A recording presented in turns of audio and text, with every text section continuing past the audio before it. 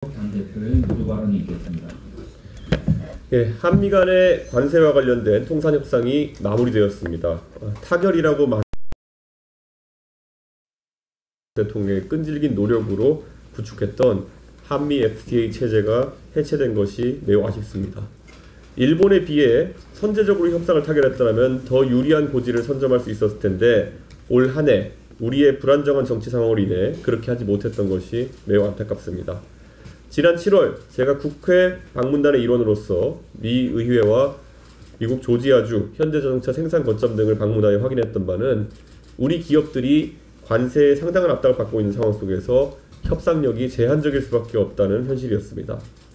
철강 분야의 지속적인 고율 관세 부과나 일본과의 관세 격차를 유지를 지켜내지 못한 것은 우리의 뼈아픈 부분이지만 우리의 핵심 수출 품목인 자동차와 반도체에 대한 관세 인하는 최근 우리가 겪어온 구조적 불확실성을 상당 부분 해소할 수 있는 성과로 평가됩니다.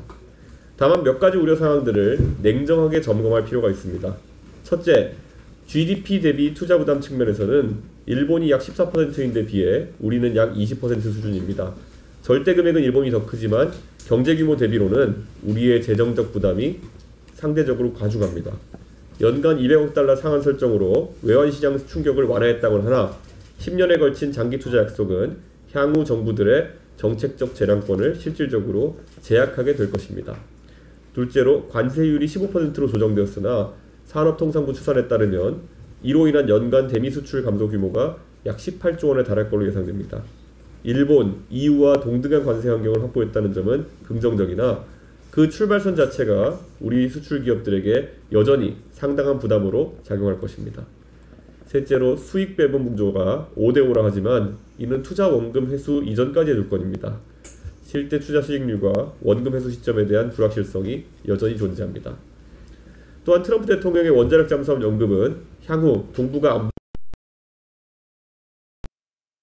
대폭 강화해야 한다는 명확한 신호로 해석됩니다. 대북 억지력 차원을 넘어 영내 안보 제공자로서의 역할이 확대가 불가피해졌으며 이는 필연적으로 중국의 전략적 견제 강화로 이어질 것입니다. 역설적으로 미국의 이재명 정부에 대한 초기 불신이 오히려 이재명 정부로 하여금 한미동맹에 대해 보다 적극적인 태도를 취하도록 작용한 측면이 있습니다. 우리가 과거에 향유하던 통상 환경에서 상당 부분 후퇴한 것은 부인할 수 없는 사실이며 국민들은 관세 협상 이후 안보, 기술 등 여타 분야에서 어떤 추가 협의가 진행될지 예의주시하고 있습니다. 이번 협의가 우리 경제에 미칠 중장기적 파급 효과에 대해서는 지속적인 모니터링이 필수이며 국회 비준 과정에서 철저한 검증과 심도 있는 논의가 이루어져야 할 것입니다. 당파적 시각이 아닌 국익 중심의 관점에서 접근해서 살피고 의견을 제시하겠습니다. 어려운 협상을 이끈 외교당국과 실무협상단의 고생에 경의를 표하며 높은 관세 부담 속에서도 묵묵히 견뎌온 현대자동차와 그를 비롯한 수출기업들에게도 깊은 감사와 응원을 보내겠습니다. 마지막으로 이번 협상 타결을 계기로 보수 진영에서 계속되고 있는 트럼프 윤석열 구출론, 모스탄 음모론, 미국의 부정선거 개입설 같은 근거 없는 주장들이 정리되어야 합니다.